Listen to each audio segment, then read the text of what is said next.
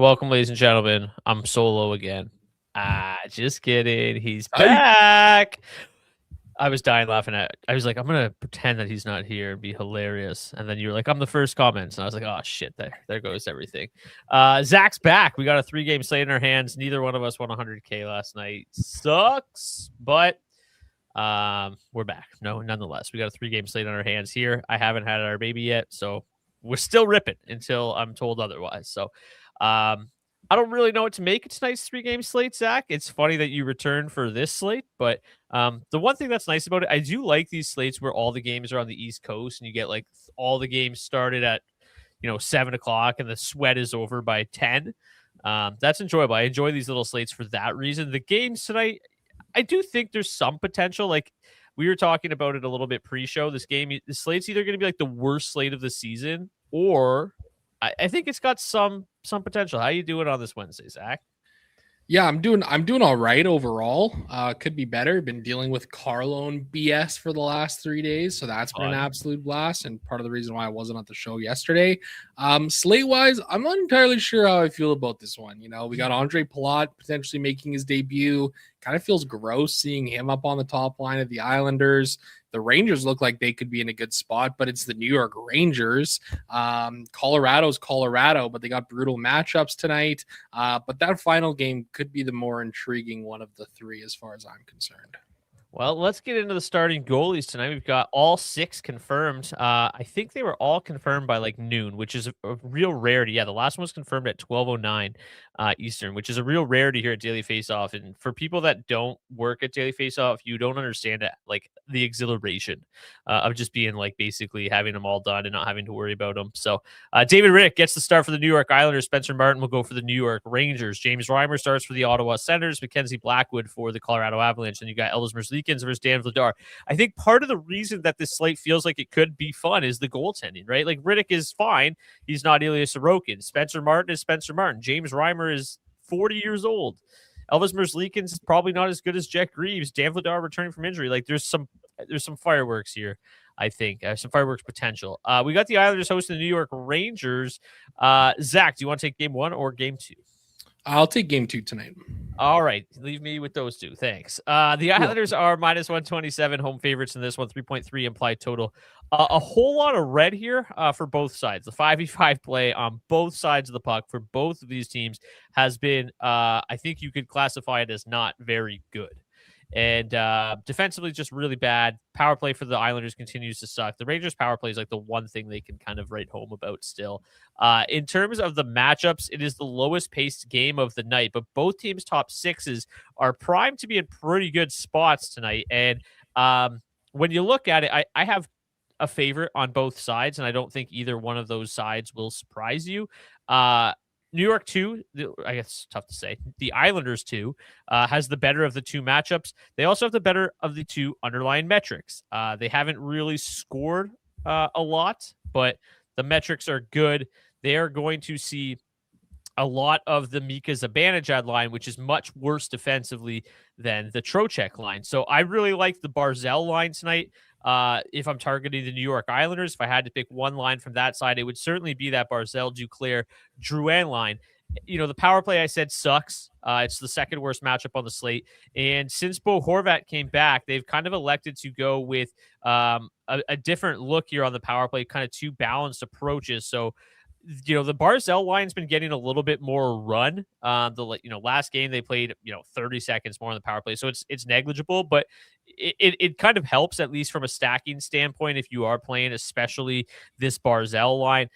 They fully correlate on a unit, and Tony DeAngelo has really played well as of late as a nice value option.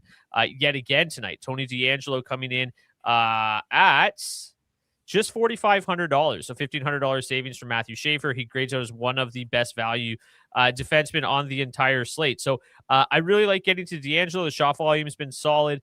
Fully correlates with that line that's got the much better matchup tonight. So, obviously we talked about it. Like the power play is not good and not in the best spot tonight, but it's just kind of the gravy on top, right? Like they fully correlate on a unit. They might only see half a power play, but if they, bang in a goal at 5v5 and bang in a goal on the power play, New York 2 could be a really solid play. On the other hand, New York 1 basically, obviously, we don't know what this line is going to look like with Andre Palat. So the sample that I used was just Emil Heineman and Bo Horvat with any other line weight. Doesn't matter who it is, whoever they've played with this year, whether it be Kyle Palmieri or Anders Lee or whoever else they've played with this year. And these are the metrics, and they're just not very good. So I have a little bit more difficult time getting to them. Obviously, the matchup is significantly worse going up against the Trocheck line most of the night, almost the entire night. So for me, I much prefer Islanders 2 versus Islanders 1. And then on the flip side, I've talked about this a lot. It's the Rangers top line, much better than the Rangers second line. Mika Zibanejad has obviously had a good run of late, but the underlying metrics here for the second line are downright awful. They are somehow have scored 5.3 goals for per 60 despite just atrocious metrics. So I don't think what Zibanejad has done is very sustainable. The underlying metrics for the top line support them having a much bigger night and just much better overall. Their matchup is also significantly better as they go up against that Bo Horvat line. It's really negligible here. They're both pretty bad defensively. So yeah, again, I think that it's the Islanders second line, it's the Rangers first line. Those are my primary targets from this game. It's not to say that I'm not going to play Horvat. I'm not going to play this advantage on line because I will. But probably half the ownership of what I get on those other two lines. They just feel like they are in much better spots. The one other line that's worth mentioning a little bit here is the Islanders' third line. They're very cheap at 11,600. They actually grade out better than the Horvat line. They're also garnering a significant amount of ownership tonight at 13.5%. Their matchup isn't very good, but their underlying metrics are basically the best of the bunch for the Islanders. So I don't think they're like, again, an absolute smash play, and that chalk seems a little bit off to me, but they pair nicely with Colorado, and that's why people are getting to them. This looks like a fairly decent game environment, and obviously they're the cheap line to pair with Colorado, who's going to see significant ownership. So just keep that in mind. That's probably going to be a popular build. But yeah, Islanders 2, New York Rangers 1. Those are my two favorites in this game. How do you feel about Islanders Rangers tonight? Yeah, I definitely agree with you here. The old New York versus New York. I like the Islanders' second line for sure. I mean, the matchup is solid for them. The line stats have been good. This is a trio that I've been getting to, fairly regularly here. I'm okay with leaving Jonathan Drouin off on that trio if you want to go with the mini stack of Barzal and Duclair. Drouin is the one of the three that's kind of been doing the least amount of shit on the ice as of late here. I think the biggest issue for me with this top line is just Palat. I mean, he doesn't do anything out there. And we saw it so much with the New Jersey Devils, how often the play would kind of die on his stick, and how difficult it was at times for that line to generate offense or whatever line he was on, rather, to generate offense. So I'm kind of surprised to see him up on the top line here immediately. We'll see what happens. He is only $2,500 making his debut. He does have 5 goals and 16 points in 30 games in his career going up against the Rangers, but certainly not going to be banking on him to have a real significant impact or anything like that. I like dipping down on this third line a little bit here.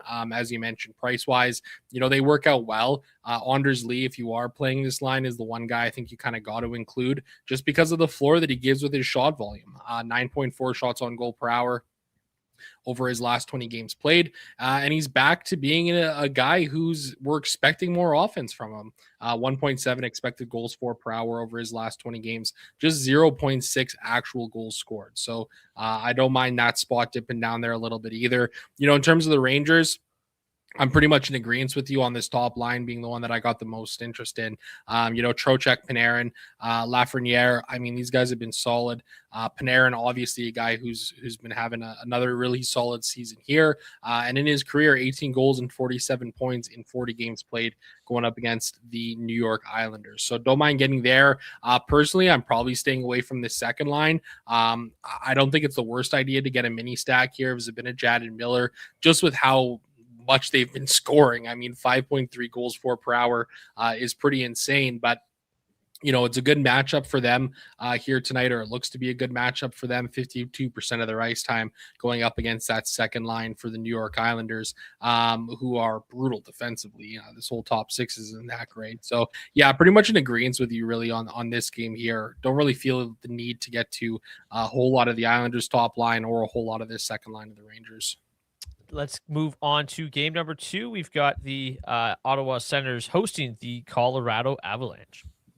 Yeah, interesting one here tonight. Obviously, with the Avalanche coming in as minus 144 road favorites, 3.5 implied total for them, 3.0 implied total for the Ottawa Senators, too. I mean, the 5-on-5 metrics for both of these teams are really good.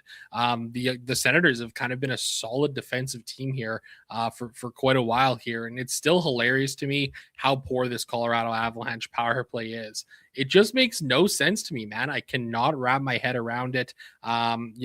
Not looking like another great spot or anything like that for them here on this slate either. Big surprise looking at the line stacks. Colorado 1, the number 1 line to target on the slate tonight. Big surprise. Colorado 2, not far behind at 4th overall. But, the Senators actually look like they could be a sneaky good play here tonight. They are drawing some ownership, not a whole lot here. This second line seeing about 12% ownership, about 10% ownership. For your Ottawa 1 here tonight. Taking a look at the matchups, it is Ottawa 1 who draws the better matchup for the Senators here tonight. They're expected to see 44% of their ice time going up against the Colorado Avalanche's third line. And they're also going to be spending about 20% up against that top line, which is the 2 worst defensive lines for the Colorado Avalanche. For as good as this top line is, Colorado 1, McKinnon, Netchas, and Victor Olofsson up there, the defensive metrics have not been great with these 3 guys. Unless you're looking at the goal against numbers, which have been tremendous, but the expected goal numbers and the scoring chances are pretty poor. So I don't mind the idea of getting to some Ottawa here tonight. I think I like this top line here. I also kind of like this second line. I think I feel better about the floor you're getting from this second line here right now. The underlying metrics have been really solid for these guys. They're scoring at a 3.4 goals for per hour clip and equaling that in their expected goal numbers as well. The biggest issue for them is they're going to be spending 71% of their ice time, or expected to at the very least, going up against Colorado 2, who have been fairly solid defensively for the Avalanche here so far this season. So an interesting spot here. I definitely can see myself getting some ownership there. I think if you want to go a really different kind of play, Ottawa 3 could be an interesting one here in this spot as well. Again, they're another line that has a really solid matchup, 65% of their ice time going up against Colorado 1. They could find a way to kind of break through here and just slow this offense down a little bit. They can take some chances against that defense for sure. In terms of Colorado, definitely not going to be fading them here tonight.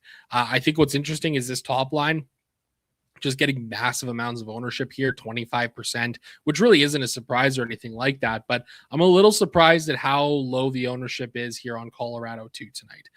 Just 6.9% ownership. Nice for them. Evidently a tough matchup here going up against the Senators, but the line stats have been solid for these 3 guys. When they've been together, it feels like Nichushkin has cooled off a little bit here as of late. But Arturi Lehkonen, continuing to score at a good clip, and Brock Nelson's shit per hour meter is just through the roof right now. So I think this is a pretty interesting game here. I really do. And I'm going to be comfortable getting some ownership on the Senators here tonight. Mackenzie Blackwood played 8 games so far in his career going up against the Senators, just 3 wins, 342 goals against average, and an 874 save percentage. So definitely an interesting spot here for them.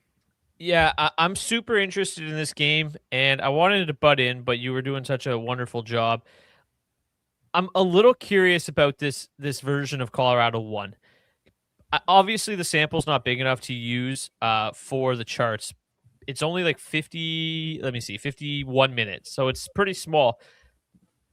Not very good. 2.33 expected goals for per 60. 2.03 expected goals against. So they've been very good defensively, but very low event. Not much happening. It's bizarre. And I don't know how much stock to put into it. I really don't. It's interesting. It's a little scary. I think the one way I'm looking at it is if you were planning on fading Colorado 1, you're I'm only building one lineup tonight. There's 3 games. I don't want to play the chalky line. I think that's your reason. I think there's at least some reason to consider it, just given how bad the metrics have been with Olofsson up there. Again, it's a super small sample. It's the reason I didn't use it. With Netchas, this is basically with Netchas or Olofsson without Lehkonen. Lehkonen is such a good play driver, and the metrics are still super good. So I take it with a grain of salt a little bit, but it's worth considering. And then it does kind of factor in what you were saying with Ottawa having good matchups against Colorado one, because it does flip, right? They go from being a bad defensive line to a good defensive line. So I it's weird to try to figure out how much stock to truly put into it. I agree with you that Ottawa 2 feels like the best play overall in terms of just like the floor and upside. They've been really good since being put together. Matchup's not great. I think Ottawa 1 makes some sense as well. I'll still get there for sure. I'm a little concerned about these defensive metrics for Colorado 1 though. I guess they're going to see a lot more Colorado 3, so I'm not that worried about it. Although Colorado 3's, their defense metrics aren't great. So I think, I'm fine with this top 6. I'm a little bit lower on Ottawa 3 than you are, just because when they move Giroux up, the underlying metrics aren't quite as good. Pinto's really cooled off. So I'm kind of comfortable just to operate in the top 6 for both sides here. I absolutely love Colorado 2 again tonight. What a shocker, eh?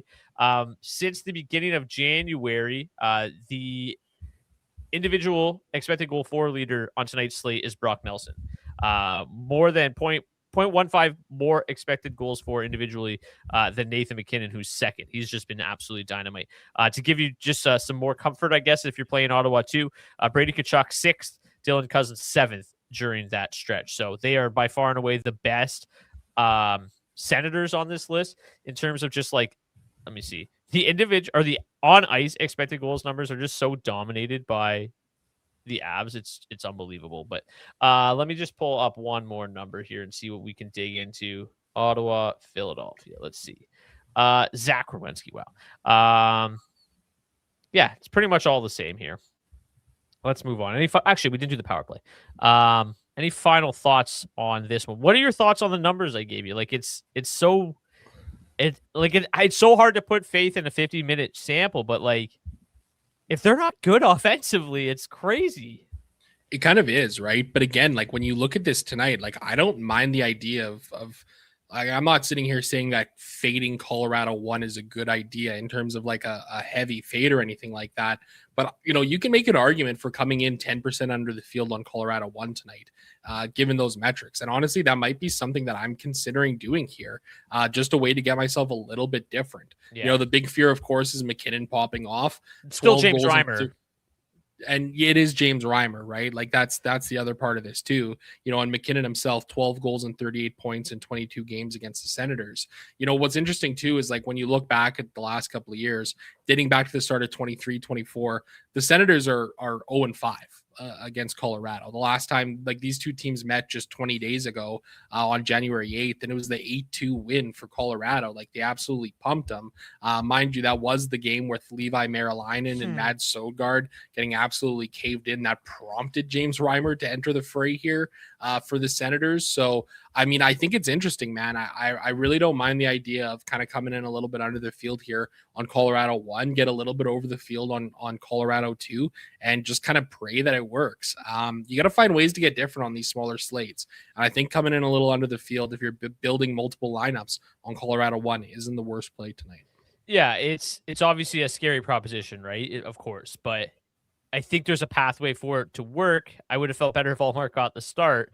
Reimer makes it a little dicier because they don't even need to. Like even that game against that you just referenced, the Avs overall weren't really dominant at 5v5 in that game. The expected goals for numbers were actually in favor of the Senators. Just Ottawa got absolutely zero goaltending, and the Avs power play found some success. So it's just a goaltending issue in Ottawa more than anything. These defensive metrics are great. Sorry, these ones 6th and 12th, so good. Okay, let's get to Columbus and Philadelphia now. The Blue Jackets -113 home favorites. They've been very good at 5v5. Very good defensively on the other side of the puck for the Flyers. Both penalty kills suck. We're really starting to see a shift, which I mentioned right when Rick Bowness got hired. Rick Bowness is a very good defensive coach. He is all about defense, maybe to a fault, but like he's the reason Connor Hellebuck was just unbelievable. And the Dallas Stars teams that he coached were super tight defensively. And we're starting to see that with the Blue Jackets a little bit. And it's coming at the expense of what were really, really good offensive metrics that we tapped into for DFS purposes all the time.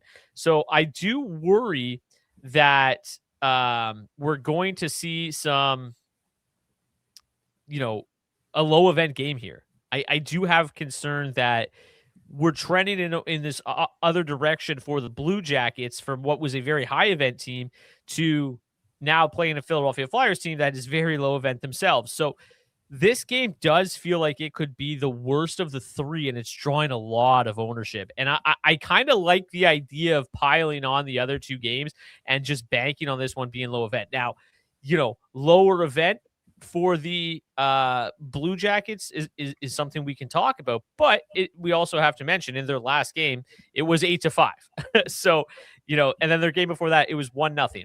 So it's kind of in between where they're going to be. But if you take a look at their expected goals for numbers in their last 4 games, 1.74, 0.93, 1.63, and 1.97, really, really bad offensive metrics. And I'm going to try to pull up my rolling chart here in a minute, but it'll kind of start to show this downfall that we've seen from the Blue Jackets offense. So it might make them a better team overall, but it's going to hurt them when you're targeting them in DFS. The top line, so these matchups are from the last time the Flyers and Blue Jackets met in Columbus, I believe, if I recall correctly. I could be wrong. I can't remember exactly where I got the matchup from. But regardless, I try to find a team at least that has a similar build. And the way that the Flyers are built is a really good defensive third line. And the Blue Jackets under Rick Bowness have elected to match up Fantilli against that really good defensive third line. I don't know why you would do that. It makes no sense. And it doesn't bode well for Columbus 1 tonight. Columbus 2, on the other hand, matchups are a little bit better. Columbus 3, even better. The second line has the best offensive metrics of the bunch. I think they're super interesting. We've seen them have success as of late. Jenner, Monahan, Kent Johnson, they're super duper cheap. Not seeing nearly as much ownership as the top line either. So I think my preferred route is to go with Columbus 2 tonight. Obviously, it is scary to kind of leave Columbus 1 by the wayside. Mason Marchment has been an absolute stallion since joining the Blue Jackets, and like the underlying metrics just are in love with him in terms of on ice. 5v5 expected goals in January. He's 5th on the slate. Number 1 and number 2, Zach Werenski and Damon Severson. They've been a lethal D pairing. So I do think that, I'm going to get to some Columbus tonight. I have some concerns of this being a lower event game, but I think more of my concerns kind of come on the Flyer side of things. With all of this ownership piling in on this top line, I do worry a little bit. Now, we referenced the, kind of bad offensive metrics for the Blue Jackets during that stretch. The defensive metrics have been very, very good the last 3 games. So, I do have concerns that this Flyers team is going to be able to generate a whole lot, this kind of new structure that the Blue Jackets are playing. So I'm pretty happy to come under the field here on Philadelphia 1. I think they've cooled off a little bit. We've seen this line in some chalky spots not really come through in the past. And I think that this is another spot where, maybe just learning from our mistakes and eating some of that chalk in the past. I like the price tag, don't get me wrong, but I see a way in which this goes south for them. Matchup is just kind of above average. The underlying metrics for really good for this top 6. So I can see the routes to get there. The other thing that worth mentioning is that both these two teams have the number 1 and number 2 power play advantage. So even if the pace is slowed down and it's a lower event game at 5v5, both power play units are lethal. And if I had to pick one, it is obviously the Columbus power play. Number 1, the Flyers generate a lot of quality looks, but they are not converting on them. So you can have as many quality looks as you want. If you're only converting at 15%, are you that good on the power play? Not really. The Blue Jackets, on the other hand, generate quality looks and they score. And the Flyers are also pretty undisciplined. So I lean towards this Blue Jackets power play. I like the Columbus Blue Jackets quite a bit in this game. The second line for sure. The first line, I think, especially just through the power play, makes a lot of sense. A lot of Rowensky, a lot of Severson. This is the side of the game that I'm on. Do you feel differently? Are you electing to go with the Flyers? I'm gonna get there with a little bit of ownership on this Philly side, but I really do like the idea of getting to the Blue Jackets here tonight. You know, you mentioned the power play, 8.9 goals for per hour over their last 10 games played. The Flyers, you know, penalty kill has really struggled here as of late, and you know, especially with Dan Vladar coming back into the lineup here. You know, granted, I know it's not a whole lot of time that he missed, just a couple of weeks, but still, that's going to be, you know, stepping back into an NHL game. I wouldn't be surprised to see some rust on him here. So I think this is a nice spot for a bit of a lower owned Blue Jackets team here. You know, I'm comfortable getting to that second line. I agree with you. That's the one that I prefer the most, especially when you consider their price tag here of just, you know, $11,700. You can play them with pretty much anybody on the slate here and get away with it. You know, I'll probably get up to this top line a little bit as well. Feels like they got a little bit more upside, especially with the way that they've been playing as of late. You know, this third line, I mean, we've been bit by them recently, so maybe I kind of got to find a way to sprinkle in a little bit of Charlie Coyle here, especially with him being up on that top power play unit, because I really do think that's the way that I'm going to attack this Columbus side tonight, is through this power play. You know, with Zach Werenski, obviously been such a great player here these last couple of seasons. I think for me, that's the route that I'm going to kind of be going tonight. I still think Boone Jenner's a great play at 4,400, even with him not being on a power play unit, but I do like the looks of that. You know, I'll get a little bit of ownership on Philadelphia here, but it feels like I've kind of been bit more often than not by them over this last little stretch. I probably feel the best about playing Philadelphia one. You know, these second and third lines, the floors have just kind of fallen out from underneath them a little bit. You know, I do think guys like Owen Tippett and Michkov are certainly fine plays here tonight. They both have had great shot volume, really been the two guys who have been shooting the most here in terms of their per hour rates for the Flyers as of late here. So that's kind of the way that I'm looking at this one here. I don't think I'm going to be getting to a ton of Philly, and I'm probably going to be coming in well under the field on the 20% that they're seeing for that top line right now. Yeah, and I think it brings up an interesting point. Like, you've got this top line at 20% rostered. You've got the second line at 12% rostered. The third line, 8% rostered. There's a lot of ownership coming in here, and I think it sets up Elvis Merzlikins to be a pretty sneaky play. One of the lowest owned goalies on the slate, $7,900. You know, obviously a lot of people just got bit by him the last time we recommended him, but that was only because he left with an injury or an illness, whatever it was. Still gave up 2 goals on 7 shots in that one. But like, since Bonus took over, it's been a lot better, right? His 2 starts before that were dynamite. You know, against the Canucks is nothing to really write home about, but nonetheless still stopped 30 of 31, and then 29 of 32 against the Penguins in a shootout win. So he's looked good.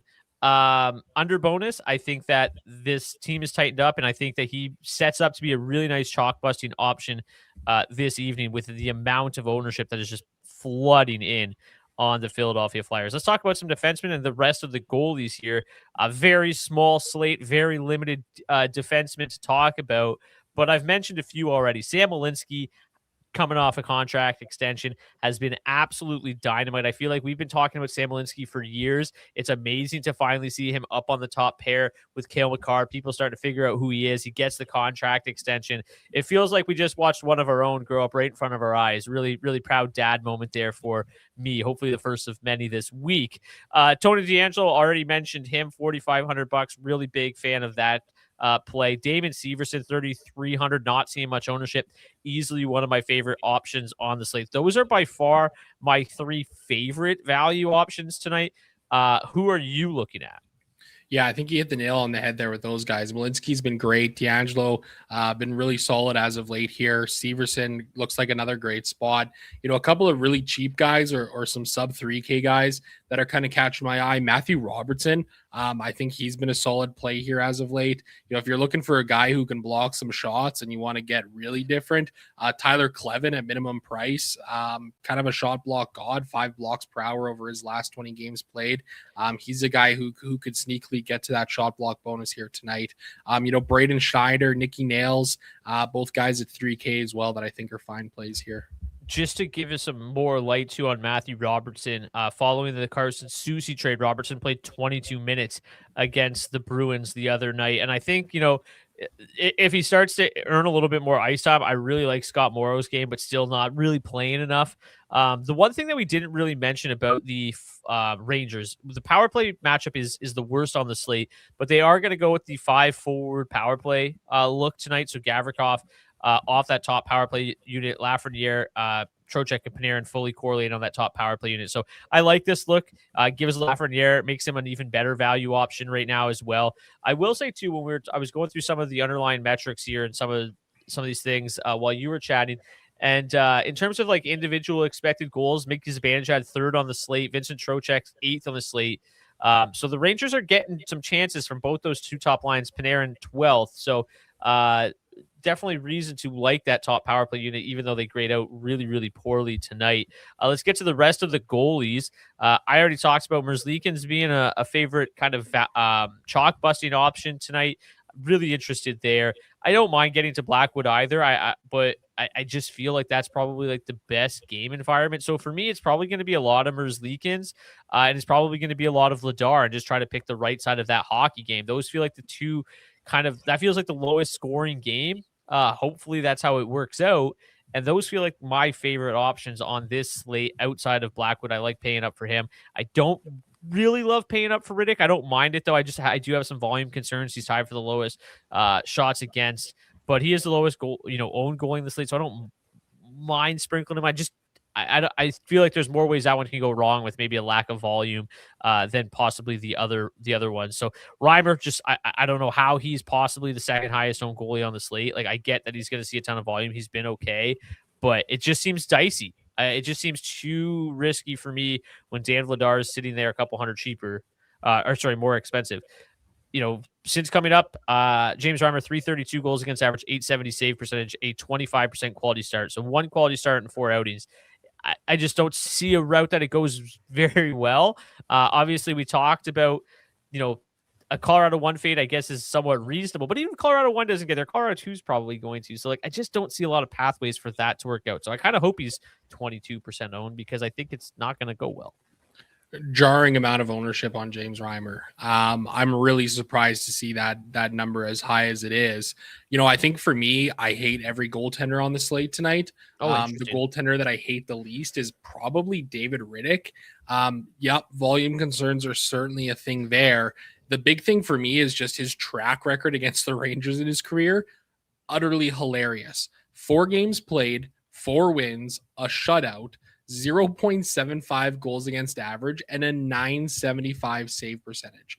He's averaged over 25. Nice. He's averaged 25 DraftKings points per game in his career going up against the Rangers. So for me, I'm kind of going to bank on that past success and hope that Riddick can take me home here tonight, because admittedly, I think getting to Blackwood is okay. I'm fine with that. His game hasn't necessarily been the strongest as of late. Like, it just feels like a bit of a tough slate for the Tendies. And like I mentioned earlier, Blackwood's been terrible against Senators in his career. Just 3 wins in 8 games played, 342 goals against average, and an 874 save percentage. Especially with Ottawa looking like they've got good matchups here tonight. That's one that I'm a little bit concerned about for sure. So I think for me, it's going to be going with some of these lower owned guys, the Riddick, the Vladar, maybe a little bit of Spencer Martin too, and just pray that the Martin play works a little bit. But even that feels extremely rough here. Yeah, goaltending is rough tonight. I would have more confidence in Big Save Dave if he didn't have an 832 save percentage in his last 5 outings. He's really struggled here in January, but he was playing well early in the season. No reason to think he can't get back there. Let's get to tonight's hat trick pick challenge. If you want to participate in the hat trick pick challenge, all you got to do is drop your hat trick pick in the comment section of the video on YouTube. If your player scores a hat trick, we'll get you a $25 gift card to Nation Gear. If if someone scores a hat trick that nobody picked, we'll raffle it off. There's almost certainly going to be somebody that scores a hat trick tonight. That happens every night in the NHL right now. So, Zach, it's been a while since we heard from you on a hat trick pick. So why don't you go first? It's been a while. I'm going to go with Brady Tkachuk. Interesting. I was looking directly at his name. For me, I'm going to go Brock Nelson. It's the hottest scorer in the league other than Connor McDavid right now. Leads the slate in individual expected goals for in January. Going with the guy. Good first name. He was also Brock's lock of the day for an anytime goals on my other show, so hopefully that pans out. I will say one other name that really is interesting in terms of individual expected goals for in January, Charlie Coyle, 4th on the slate. You mentioned that third line being kind of interesting. Anyways, that's going to do it. Thank you so much for tuning in. Smash the like button. Hit the subscribe button. and never miss an episode. Hat trick pick, you should go with a defenseman. That's fair. That is fair. Lowest scoring, lowest event for Flyers Jackets. Yeah, I think so. It looks that way, in my opinion. Took my guy Brock. Sorry, he's got the same name as me. What am I supposed to do? Chris says net chats for hat trick. Just make sure you drop it in the comment section of the video, not the live chat, just so it gets solidified. And then, as always, I've enjoyed bringing this up the last couple days before we go. I think it makes sense. Okay, here we go. How do we do this? Bring it over here, make it bigger. Oh, too big. And here we go. I've started to post the charts. So if you want access to these charts, you can get them through the description of the video on YouTube. If you want to join the DFO DFS Discord, the link is in the description. If you want $20 off your first month of Roto Grinders Premium, the link is in the description. And if you want 20% off of Action Network Premium, the link is in the description of the video on YouTube. So there you go. That's it. That's all. Thank you so much for tuning in. We'll see you back here possibly tomorrow.